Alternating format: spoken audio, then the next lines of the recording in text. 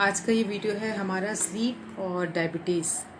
Sleep कैसे diabetes को affect करती है इस पर है।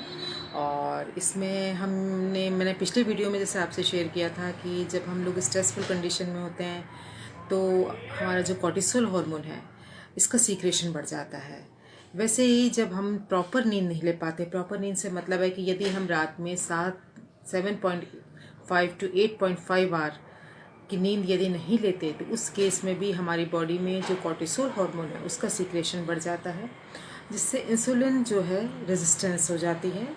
इस पर एक रिसर्च की गई थी और ये अमेरिका में हुई थी। तो इन्होंने जो देखा कि annual scientific meeting of American diabetic association है, इन्होंने ये रिसर्च की थी जिसमें देखा कि जिन लोगों की नींद जो है वो पूरी नहीं हो पाती, उस केस में उन्होंने कुछ चेंजेस पाए।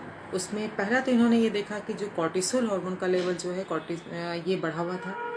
दूसरा देखा इन्होंने कि जो ब्लड शुगर लेवल है वो भी उनका बढ़ा हुआ था। तीसरा वेट में उन्होंने देखा कि वेट भी उनका बढ़ रहा था।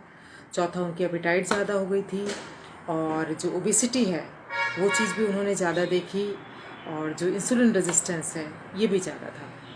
और इसमें इन्होंने देखा कि जो जिनकी नींद जो है 6.5 आवर्स से कम समय जो लोग सोते हैं, इसको शॉर्ट स्लीप कह सकते हैं, उन लोगों में इन्होंने देखा कि जो 50% जो कॉर्टिसोल और इंसुलिन लेवल जो है उनका बढ़ा हुआ था और जो 40% जो इंसुलिन की जो सेंसिटिविटी थी उसका इफेक्टिवनेस जो थी वो 40% कम थी। तो इसमें ये इन्होंने एक मेजर फैक्टर ये भी देखा कि जो ज़्यादातर जो ओबीस लोग जो थे और जिनमें टाइप 2 डायबिटीज़ थी, वो ज़्यादातर उन लोगों में देखी कि उनमें जो ये स्लीप डिप्रीवेशन जो है ये मेन रोल में था और जिसके कारण जो इनमें ये जो स्लीप डिप्रीवेशन के कारण ओबेसिटी या टाइप 2 डायबिटीज़ देखा जा रहा था। तो ये हम इसको पॉजिटिव फैक्टर नहीं कह सकते, लेकिन हाँ एक इम्पॉर्टेंट फैक्टर था ये भी। इसके बाद हम ये कह सकते हैं कि जो डायबिटीज़ है इसमें ग्रेजुअली हम ये देख रहे हैं कि जो हमारा स्लीप का जो टाइमिंग है वो पहले के कंपैरिजन में कम होता जा रहा है। जैसे पहले एक रिसर्च हुई थी, नेशनल स्लीप फाउंडेशन ने की थी।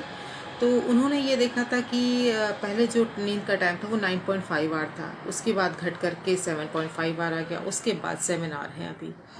तो ये जो टाइमिंग है ये हमारा घटता जा रहा है। और दूसरा, यदि हमें अपनी बॉडी में इंसुलिन सेंसिटिविटी को इम्प्रूव करना है, ब्लड शुगर लेवल को मेंटेन रखना है, तो हमें मेन 3 फैक्टर्स जो हैं उसको ध्यान में रखना होगा। पहला तो हमारी नींद पूरी होनी चाहिए 7 घंटे की। दूसरा, हमारा जो कॉर्टिसोल हार्मोन है उसके लेवल को बढ़ने से प्रिवेंट करना चाहिए, जिससे कि हमारी इंसुलिन सेंसिटिविटी है वो कंट्रोल में रहे। तीसरा जो है हमारा बैलेंस फैक्टर, जो हमारी डाइट में बैलेंस फैक्टर वाले मील होने चाहिए, जिससे हमारा जो ब्लड शुगर है वो ग्रेजुअली इंक्रीज़ करे। तो हमारी जो नींद है उसका भी डायबिटीज़ पे असर पड़ता है।